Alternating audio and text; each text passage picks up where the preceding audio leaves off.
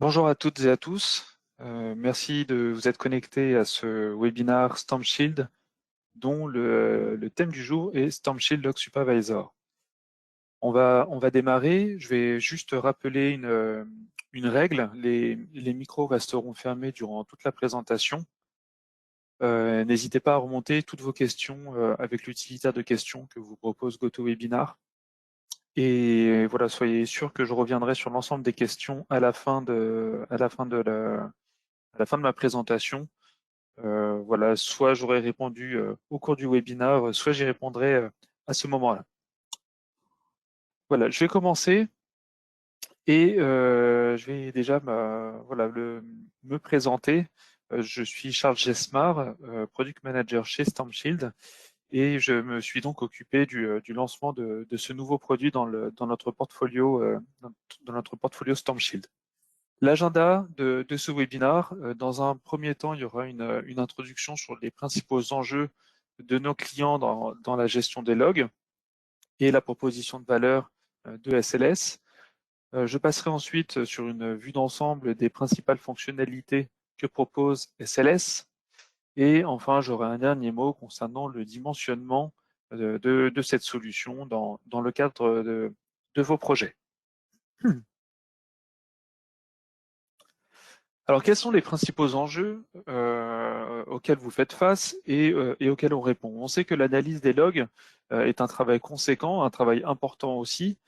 Et justement, voilà, il existe des solutions informatiques qui vont vous aider à gérer ces événements de sécurité et à prouver l'efficacité de la cyberprotection.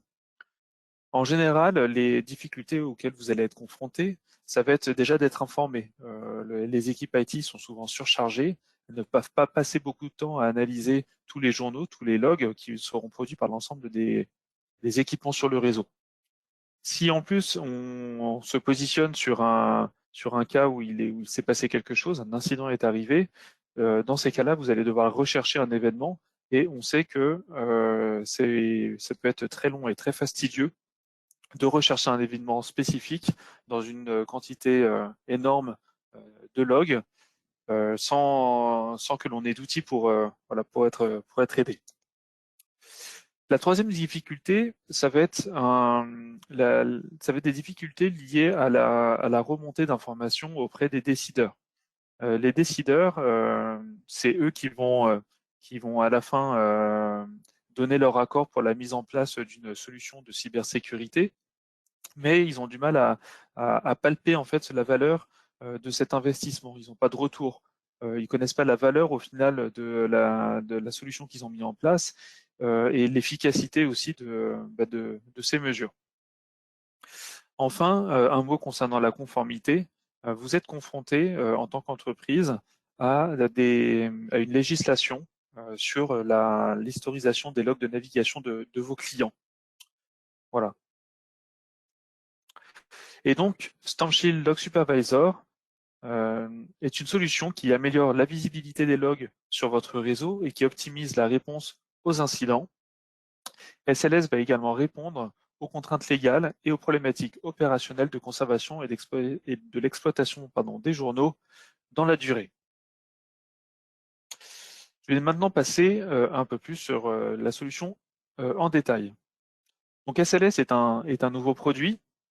C'est une solution de log management, donc de gestion des journaux, qui a pour objectif d'aider les équipes IT à traiter l'énorme quantité de journaux qui vont pouvoir être générés sur les firewalls StormShield. Donc SLS est une solution on-premise. Elle va donc devoir être implémentée et installée déployée plutôt dans votre infrastructure. Et elle cible les petites et grandes entreprises. Alors, quand on parle de petites entreprises, ça peut être effectivement si vous êtes une entreprise monosite, c'est une solution qui peut vous intéresser si vous avez un gros site, par exemple, mais également si vous avez plusieurs sites, de petits à grands sites, vous pouvez avoir plusieurs dizaines, plusieurs centaines de sites. C'est une solution qui, designée d'un point de vue hardware de la bonne façon, va pouvoir adresser ces besoins-là. Enfin, en termes de support, de conformité, de support. Voilà, la version 1 de SLS que l'on vient de sortir est compatible avec la gamme de firewall SNS, la gamme qui est actuellement vendue dans notre portefeuille de firewall, donc depuis le SN160 jusqu'au SN6100, et également avec les firewalls virtuels, les appliances virtuelles, donc les IVA, et également notre gamme de firewall durcis que l'on positionne sur des environnements industriels, donc les SNI 20 et SNI 40. Alors SLS est une solution qui est basée sur un partenariat. Vous allez comprendre pour quelles raisons on a choisi de faire ce partenariat.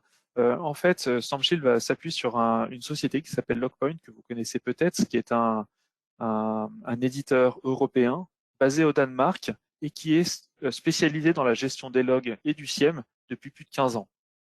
Donc au final, c'est le côté offre souveraine tient à cœur de nos clients et on souhaite y répondre. StormShield est une société, un éditeur de cybersécurité qui est basé en France. Logpoint, de son côté, basé au Danemark. On a donc une offre souveraine européenne à proposer, à vous proposer, ce qui est important dans les temps qui courent. Alors ça fait pas tout, hein. On n'a pas simplement cherché une société européenne, on a également cherché une société qui était bien installée sur son marché, et Logpoint justement est reconnu par les analystes voilà, Gartner et Data Quadrant comme étant visionnaire pour l'un, leader pour l'autre. Voilà, la solution Logpoint est donc largement connue et reconnue sur ce marché de la gestion de log et du SIEM, donc en cybersécurité toujours. Enfin, quelque chose qui est intéressant à noter, c'est que les solutions Logpoint sont certifiées en critères communs EAL3+. Donc là, je vais parler vraiment de la solution Logpoint qui est certifiée et pas de la solution SLS.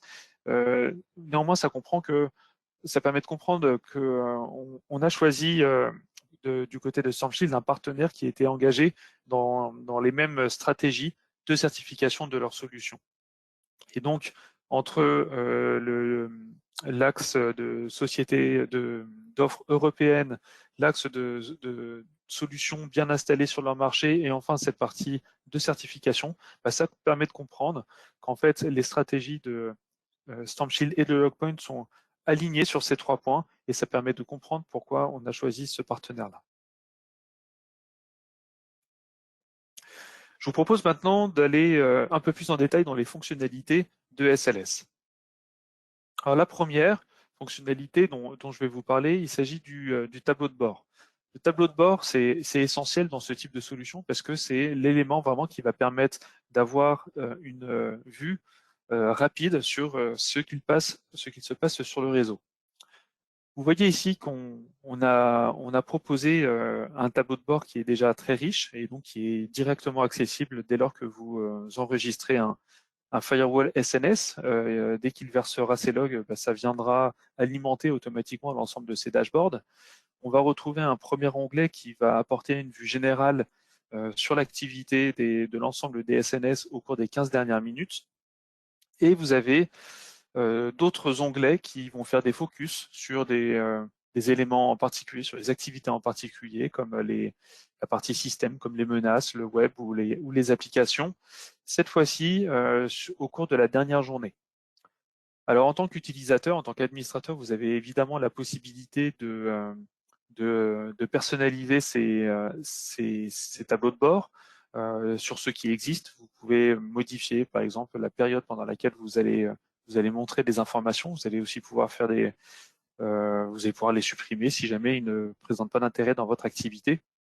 Et vous avez également la possibilité de créer votre propre dashboard qui va montrer, pour le coup, de l'information qui fait du sens dans votre activité. Alors, 2 fonctionnalités qui sont intéressantes sur la partie tableau de bord. La première, c'est un accès direct à la recherche.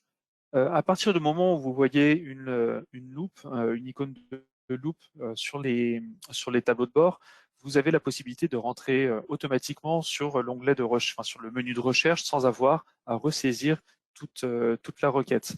Ça peut être un vrai gain de temps lorsque vous cherchez un élément en particulier. Vous avez votre widget qui montre ce qui se passe au cours des 15 dernières minutes. Vous cliquez sur la loupe et là, vous pouvez très facilement revenir sur une période beaucoup plus longue. Le deuxième raccourci que vous allez trouver sur la partie tableau de bord, ça va être un accès direct pour générer un rapport en PDF. Donc, en cliquant sur ce lien, vous pouvez générer un rapport en PDF qui correspondra ni plus ni moins qu'à ce qui est affiché sur l'écran au moment où vous le générez. Et ce rapport sera disponible dans la partie rapport qu'on verra un peu plus tard. Je passe maintenant à la partie recherche. La partie recherche, elle est aussi essentielle. C'est ce que je disais en introduction, c'est qu'à partir du moment où vous rencontrez un incident sur votre réseau, vous avez besoin de pouvoir faire des recherches pour comprendre ce qui s'est passé. Dans d'autres cas d'usage, vous souhaitez comprendre le comportement du réseau de manière générale, c'est la fonction de recherche qui va pouvoir vous aider. Et là, on vous met à disposition une fonctionnalité de recherche qui est très performante, qui s'appuie sur un langage de recherche qui a été inventé par Logpoint, qui est mis à disposition donc dans SLS, un langage de recherche qui est très intuitif. Avec ce langage de recherche, vous pouvez exécuter des recherches simples, mais également des recherches avancées, multicritères dans lesquelles vous allez aussi pouvoir définir le format de restitution de la réponse. On voit là, par exemple, dans cette recherche, que le format de restitution, ce sont vraiment des logs filtrés, avec en bas le log brut et juste au-dessus le log normalisé, identifié par SLS dès que le log est passé dans le parseur. Mais vous avez aussi tout à fait la possibilité d'afficher le résultat sous la forme d'un tableau ou sous une forme graphique. Cette partie de recherche, vous avez la possibilité de sélectionner également l'espace de stockage sur lequel vous allez l'effectuer, ce qu'on appelle les repositories. Je reviendrai un peu sur la notion de repository un peu plus tard dans la présentation, mais du coup, vous pouvez vraiment choisir l'endroit où vous allez exécuter votre recherche. Vous avez aussi la possibilité de spécifier la période temporelle sur laquelle vous allez effectuer la recherche. Ça peut être au cours des 5, 10, 15 dernières minutes ou de la dernière heure. Mais ça peut être aussi sur une période bien précise où vous choisissez la date et l'heure du premier jusqu'au dernier jour sur lequel vous allez vouloir exécuter cette recherche. Dans la partie recherche, il y a également une fonction qui est intéressante qu'on appelle les search templates. Ce sont donc des modèles de recherche et ces search templates vont fournir des vues et des fonctions de filtrage vraiment efficaces. C'est au final un mix entre le dashboard et la recherche. Là, vous voyez bien dans le menu supérieur horizontal qu'on est toujours dans la partie search. Et dès lors que vous allez démarrer SLS, aujourd'hui, on vous propose déjà une première search template qu'on appelle SLS Monitor, qui vous permet donc de faire des filtres que l'on voit à droite sur le firewall, sur l'adresse IP du firewall. Et donc derrière, vous choisissez la période temporelle, le repository, vous cliquez sur Update et vous avez des informations sur la charge de CPU, sur la mémoire et également sur les interfaces, l'utilisation des interfaces en termes de bande passante sur les filtres qui ont été précisés. Ce qui est à noter, c'est que ces search templates, déjà, StormShield va les enrichir voilà, au fil des versions que l'on publiera, mais vous avez évidemment la possibilité de créer vos propres search templates. Je passe désormais aux rapports. Des rapports qui vont donc vous permettre de remonter de l'information à des personnes dans la structure, dans l'entreprise, qui ne vont pas forcément avoir d'accès à l'application SLS. Ces rapports peuvent être générés manuellement ou automatiquement. Donc manuellement, on a vu tout à l'heure que c'était possible depuis l'onglet de dashboard. C'est également possible depuis les recherches. Tous les rapports vont venir alimenter cette boîte, un peu comme une boîte mail en fait, sauf qu'il s'agit de rapports. Et donc les rapports peuvent également être générés automatiquement. Vous avez un assistant qui vous permet de les créer. Et donc, un rapport automatique, vous allez d'abord définir la période de temps sur laquelle vous allez le générer, que ce soit par heure, par jour, par semaine ou par mois. Vous allez choisir le repository sur lequel vous allez exécuter ce rapport. Le format de sortie, ça c'est très intéressant.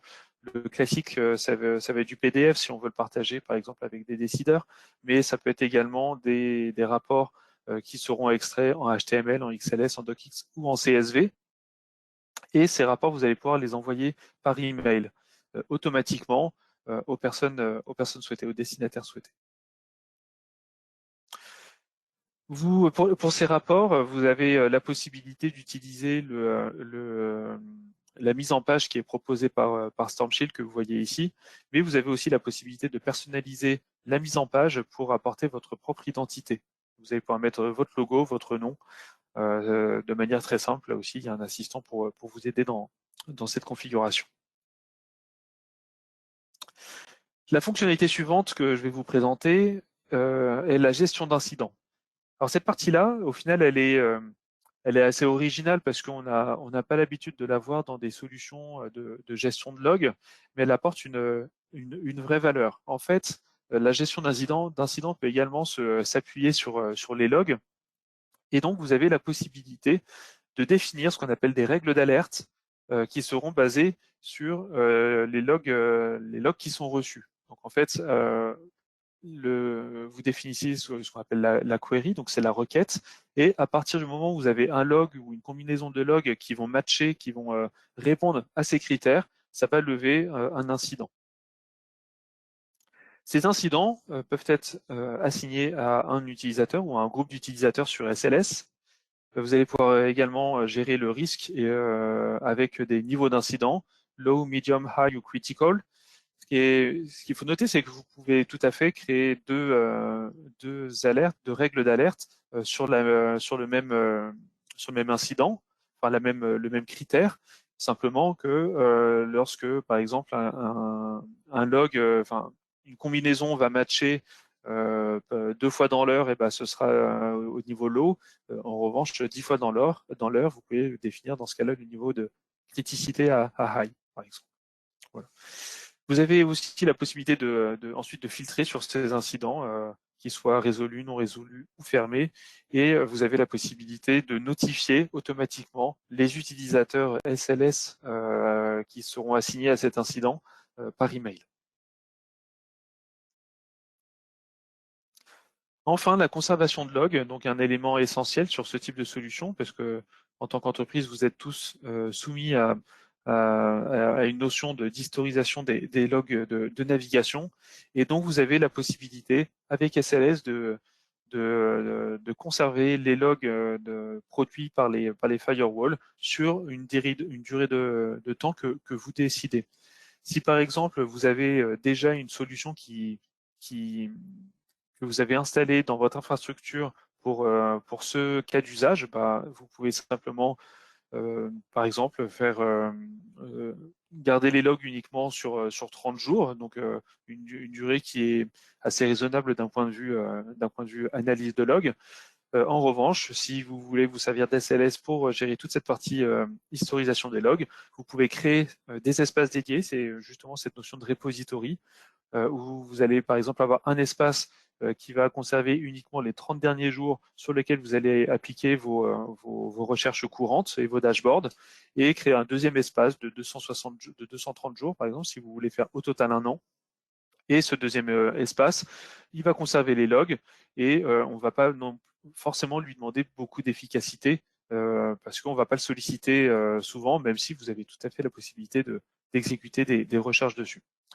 Et donc, dans ces cas-là, nous, ce qu'on préconise, c'est que pour la partie vraiment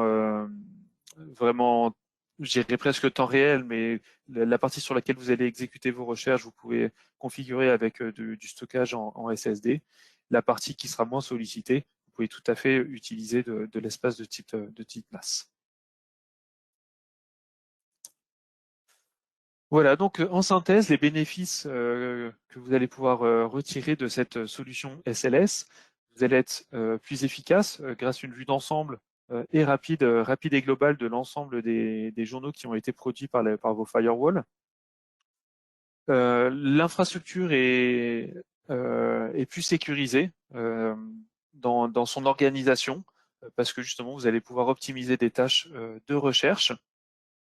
Vous allez avoir une meilleure compréhension, je dis vous, mais c'est également les décideurs qui vont pouvoir bénéficier de la vue d'ensemble au travers des rapports. Vous allez pouvoir palper et comprendre la valeur de votre investissement. Et enfin, vous vous mettez en conformité avec la législation de conservation des journaux. Je vous lisais un dernier mot concernant le dimensionnement. Euh, avec cette solution, StormShield apporte uniquement la partie software qui est fournie aujourd'hui sous la forme d'un OVA, donc pour des environnements virtuels de type VMware ou VirtualBox. D'ici peu de temps, il y aura également on vous le fournira également sous la forme d'un VHD pour des environnements virtuels Microsoft. Euh, et donc, toute la partie serveur est à apporter de votre côté. Donc là, le tableau qu'on voit au-dessus, c'est vraiment la configuration minimum pour faire marcher SLS, et c'est une configuration qui évoluera en fonction du nombre de firewalls et du nombre du volume de logs que vous allez produire. Nous, on vous fait 3 recommandations. Donc ça dépendra un peu de vos contraintes. Si votre contrainte, c'est les ressources et les coûts, dans ce cas-là, vous allez pouvoir aller vers la recommandation faible ressources. Ça fonctionnera bien on va dire de la manière dont on vous le fournit. En revanche, on vous recommande d'utiliser uniquement les tableaux de bord prêts à l'emploi qui sont fournis par SLS. Si votre contrainte, c'est la performance, où là, pour le coup, vous avez besoin d'une solution qui répond à 100% dans 100% du temps. Dans ce cas-là, la recommandation performance vous permettra vraiment d'avoir une solution efficace 100% du temps. Si vous êtes entre les deux, dans ce cas-là, la préconisation et la recommandation équilibrée va vous permettre d'avoir une solution qui répondra très bien et dans 95% du temps et qui vous permettra également de produire vos propres dashboards. Et dans les 5% du temps où il y aura vraiment un pic de trafic, là, pour le coup, ça risque de ramer un petit peu, mais vous le savez, c'est uniquement dans quelques pourcents du temps. À noter que du coup, on va vous accompagner pour définir le sizing de votre solution. Les ingénieurs avant-vente StormShield et les partenaires StormShield vont pouvoir vous accompagner. Ils ont un outil de dimensionnement qui, en fonction du nombre de firewalls que vous avez et de la quantité de log qu'ils produisent, vont pouvoir vous orienter du coup vers le dimensionnement de la solution. Voilà, c'était mon dernier slide. Je vais maintenant passer aux questions. Il y en a déjà quelques-unes qui sont arrivées. Je vais les passer une par une. Alors, la première question, quelles sont les différences avec SVC? Alors SVC, peut-être pour les personnes qui ne connaissent pas, donc StormShield Visibility Center, c'est une solution de gestion de log également, mais qui ne va pas adresser le même marché déjà. SVC, c'est une solution qui est beaucoup plus petite en termes beaucoup moins performante en termes de, de ressources. SVC, on va l'adresser aux sociétés qui vont avoir un seul site et plutôt un petit site, par exemple jusqu'au SN 910. Dès qu'on va aller au-delà, SVC, ça ne suffit pas. Pour le coup, il faudra passer sur SLS. D'un point de vue fonctionnel également, SVC, vous avez la possibilité de créer des vues, donc d'avoir un dashboard, de faire des recherches, mais c'est tout. SLS, vous allez en plus la possibilité de créer des rapports, automatiquement ou manuellement. Vous avez la possibilité aussi d'envoyer tous ces éléments par email, ce que vous n'avez pas dans SVC. Et vous avez aussi la notion de gestion d'incidents que vous n'avez pas sur SVC. Pour une structure ayant déjà un SIEM, quel gain peut-on espérer à l'utilisation de ce produit? Là, pour le coup, je vous dirais, vous n'aurez pas forcément de gain. Et voire même, pour aller un peu plus loin, je vous dirais que si vous n'avez pas de SIEM et que votre volonté, c'est de centraliser les logs de l'ensemble de vos équipements, de l'ensemble de vos éditeurs dans une seule solution, dans ce cas, SLS, c'est pas forcément la bonne solution. Dans ce cas-là, au contraire, on vous dirait presque d'aller justement voir Logpoint, dans la solution standard fonctionne très bien également, bien sûr, avec les solutions StormShield et permettront en plus de gérer ce type de cas d'usage. Est-ce que nous pourrons voir un exemple de rapport en fin de présentation? Là, je vous dirais plutôt de vous orienter vers votre interlocuteur habituel StormShield, donc qu'il s'agit d'un commercial, d'un partenaire ou d'un avant-vente. Ils auront tous les éléments pour vous répondre et pour vous présenter ce rapport. Voilà, et surtout, on pourra vous montrer de manière assez simple comment est-ce qu'on peut customiser ce rapport pour qu'il réponde à vos cas d'usage. Quelles ressources doit-on attribuer à la AVM pour SLS? Donc je vous l'ai présenté tout à l'heure. Ensuite, ça j'en ai parlé. Comment se complète cet outil par rapport à Kibana? C'est un peu la même réponse, hein, je vais vous dire que par rapport à SVC. SVC utilise la suite ELK, donc toute la partie Kibana. Voilà. Après, sans rentrer pour le coup dans les détails et dans ce qui a été développé sur cette solution, il y a vraiment des éléments de langage et de bases de données, d'utilisation des bases de données qui ont été développées de manière à avoir une solution efficace et performante, même sur les très grosses infrastructures. Savez-vous fournir des templates reports standard à importer? Alors c'est vrai qu'aujourd'hui, quand vous allez démarrer SLS, il n'y aura pas de template de rapport. Pour le coup, ce sont des éléments que l'on va enrichir petit à petit, peut-être très vite d'ailleurs, parce qu'effectivement, on n'est pas obligé d'attendre forcément une version en particulier pour pousser ces rapports. On aurait tout à fait la possibilité de travailler avec vous dans le cadre d'un projet sur un rapport. On pourrait le designer de notre côté et derrière vous le fournir pour que vous n'ayez plus qu'à l'importer. Alors les 169 Go, c'est évidemment oui, c'est que pour le stockage de l'OS. Derrière le stockage des données, ça va beaucoup dépendre déjà du nombre de firewall et du type de firewall que vous allez avoir derrière, et aussi évidemment de la durée pendant laquelle vous allez vouloir historiser tous ces logs. Dans l'outil sizing que l'on va utiliser pour vous accompagner sur ces projets, justement, on est capable de le modéliser et d'adapter, de vous faire une préconisation sur l'espace de stockage. Alors, la tarification de SLS, et puis évidemment, je m'attendais à ce que cette question arrive. Alors, on a une tarification publique recommandée qui a été envoyée à nos distributeurs et donc à nos revendeurs.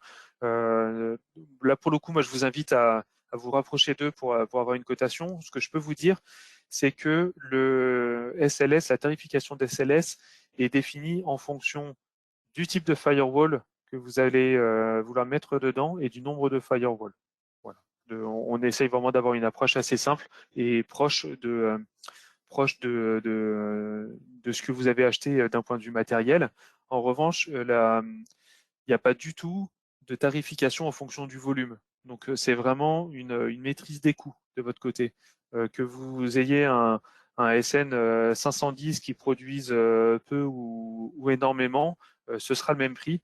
Donc si par hasard justement vous consommez énormément vous produisez énormément de log, voilà, vous n'avez pas à vous soucier en tout cas de cette partie dans votre tarification. Y a-t-il la possibilité de le tester en amont sur une démo chez nous? Alors, vous avez la possibilité de faire déjà d'avoir une démo. On a une démo aujourd'hui qui est en interne. Donc, en sollicitant une démonstration à vos interlocuteurs StormShield habituels, on peut tout à fait mettre en place une démo. La démo en ligne, elle arrivera un peu plus tard. C'est évidemment bien identifié chez nous comme un élément à vous mettre à disposition. Et vous avez aussi la possibilité de demander des licences de démo pour vous. Donc, on vous livrera une licence qui durera 3 mois jusqu'à 10 équipements, donc largement suffisamment pour tester la solution.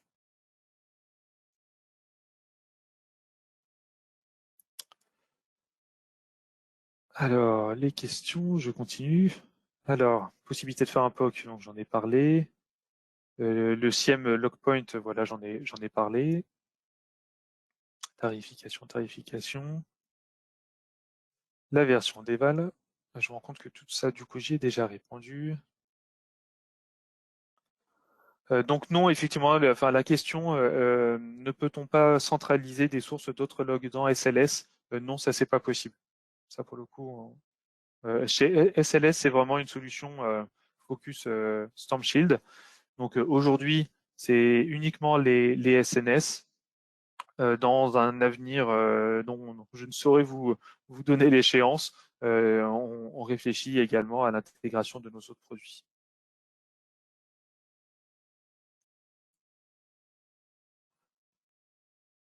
Alors, le partenariat StormShield Lockpoint, est-ce que dans le cadre de ce partenariat, le SIEM Lockpoint va bénéficier de nouvelles fonctionnalités associées au SNS? Pas directement. Je vous dirais plutôt que on a fait un gros travail avec Lockpoint pour enrichir le package de normalisation de Storm Shield. Et donc, vous devriez, je ne sais pas si c'est déjà le cas, mais en tout cas, vous devriez retrouver tous ces dashboards préconfigurés Storm Shield, vous devriez pouvoir les retrouver également dans l'environnement Logpoint.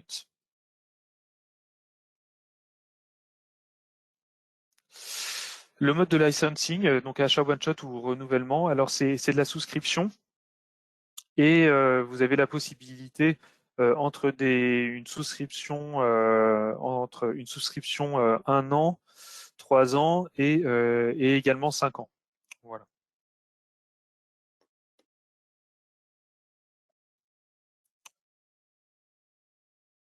Alors pour la VM, combien de ressources pour 100 connexions simultanées? Alors pour 100 connexions simultanées, la version la préconisation de tout départ devrait suffire.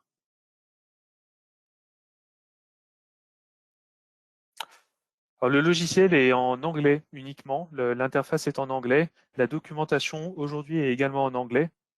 On a le projet quand même de répondre aux besoins que vous pourriez nous exprimer. On sait que pour l'ensemble de nos produits, vous appréciez la documentation en français. Voilà, c'est quelque chose auquel on pense.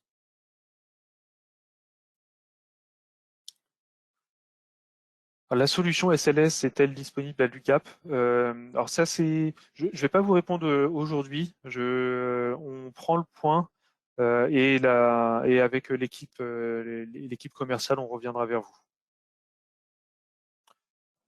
Faut-il une version minimum de SNS? Oui, c'est une bonne question. Effectivement, j'en parle pas dans mes slides. C'est à partir de la version 3.7. Donc la version 3.7 qui est une version à la fois LTSB. Donc vous savez qu'elle sera maintenue dans la durée et également la version qui est qualifiée.